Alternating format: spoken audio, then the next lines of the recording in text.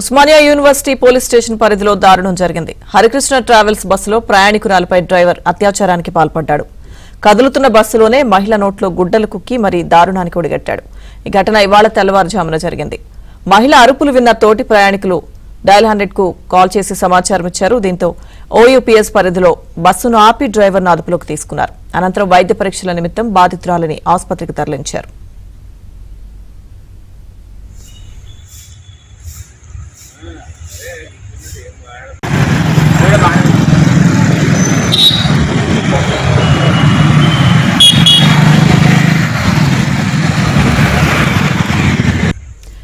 ఓయూపీఎస్ పరిధిలో జరిగిన ఘటనకు సంబంధించిన పూర్తి అప్డేట్స్ మా ప్రతినిధి శశి అందిస్తారు.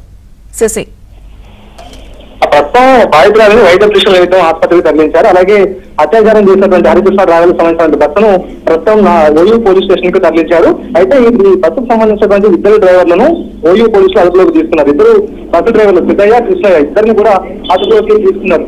కృష్ణ ప్రస్తుతం ఈ బాధితుల మీద అత్యాచారం చేసినట్టుగా కూడా తెలుస్తోంది. సో అతన్ని విచారిస్తూ ఉన్నారు. అయితే హరికృష్ణ ట్రావెల్స్ సంబంధించినటువంటి బస్సు ప్రకాశం జిల్లా నుంచి బయలుదేరింది. ప్రకాశం నుంచి హైదరాబాద్ మీదుగా నిర్మల్ వెళ్లాల్సి ఉంది. అయితే ఆ ప్రకాశం జిల్లాలో బస్సు ఎక్కినటువంటి సదరు మహిళ పైన కృష్ణ అనే డ్రైవర్ అఘాయిత్యానికి పాల్పడ్డాడు. ఆమె నిద్రిస్తున్నటువంటి సమయంలో ఆమె మీద దారుణానికి ఓడిగట్టాడు. అయితే ఆమె కేకలు విన్నటువంటి తోటి ప్రయాణికులు వెంటనే అప్రమత్తమయ్యారు.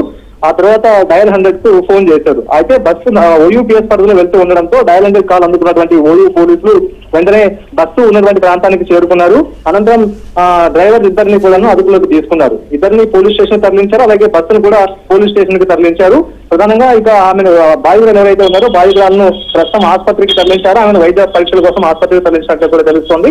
అయితే మొత్తానికి కృష్ణ అత్యాచారానికి పాల్పడినట్టు కూడా తెలుస్తుంది. కాబట్టి అతన్ని అదుపులోకి తీసుకుని విచారిస్తూ ఉన్నారు. మొత్తానికి మాత్రం ఇద్దరు డ్రైవర్లను అయితే అదుపులోకి తీసుకుని విచారిస్తూ ఉన్నారు. Okay Shashi, thank you.